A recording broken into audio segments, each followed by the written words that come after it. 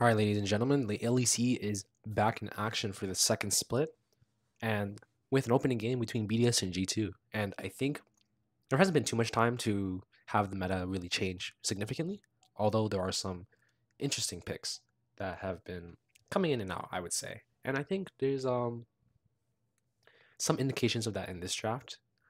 And I think it's a clash. It's going to be a big clash of what teams prioritize. And I think usually a team like G2 is extremely flexible and they're extremely willing to try new things. And I think this is what usually allows them to come out ahead of the pack really early on because their understanding of new patches and what to prioritize is so well established.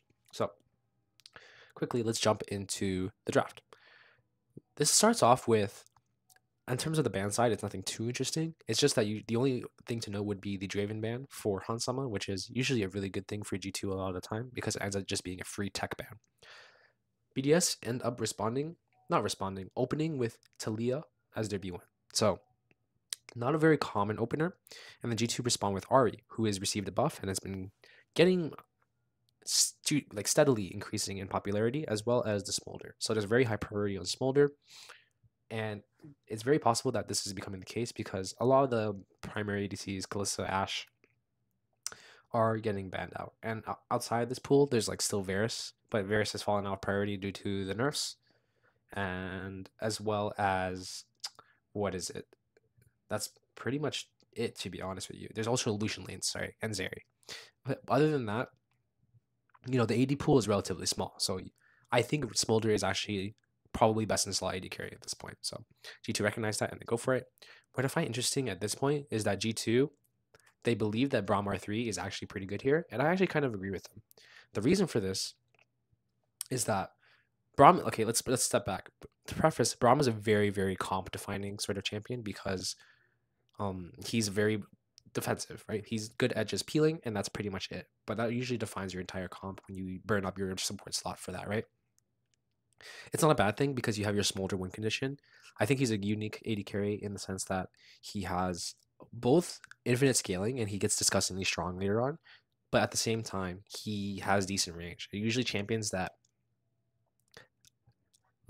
are able to do this don't have both, and Smolder is actually a little bit unique because of his W and his ultimate, allowing him to consistently impact team fights and from really long ranges. So he's not really easy to address, I would say.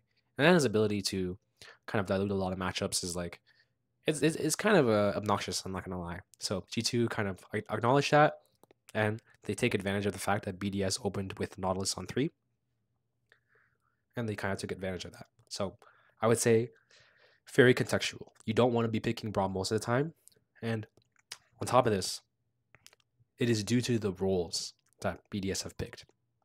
Because normally, when you pick Braum, right, you use your remaining slots to kind of like your normal is to either stat check the front to back, sorry, with champions like Vayne, or really hard scaling champions, or you use engaged champions like Rakan to go through, or you pick champions like that have really good poke. So in this case, you could pick like even really greedy like bottom laners or mid laners or even top laners with Jace, but Jace is banned actually.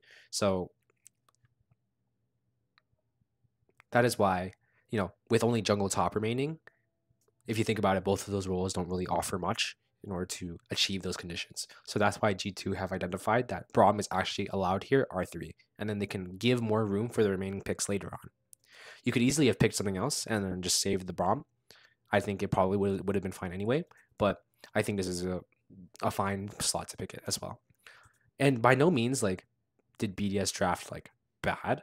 It's actually a pretty decent draft overall. It's like a really close draft because they can handshake scaling. I would say Zeri is really strong too, and they got a lot of strong champions on the patch. It's just that they have the slight sort of disadvantage in terms of what the team is playing for. So they got great front to back, they got great fight starting, but they're slowly outranged.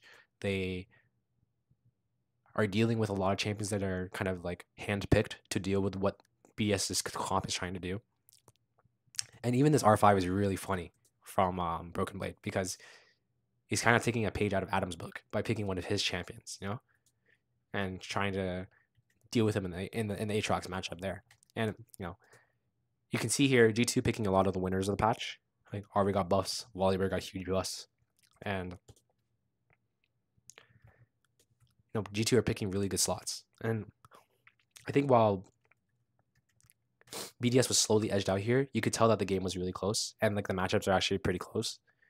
And I don't think this was a bad draft by any means, but it's just like these little intricacies. G2 taking advantage of every single slot, optimizing, giving themselves as many options. It's like poker hands, right? Creating as many possibilities as possible. And that's basically what got them this draft. And I just wanted to commend them for that.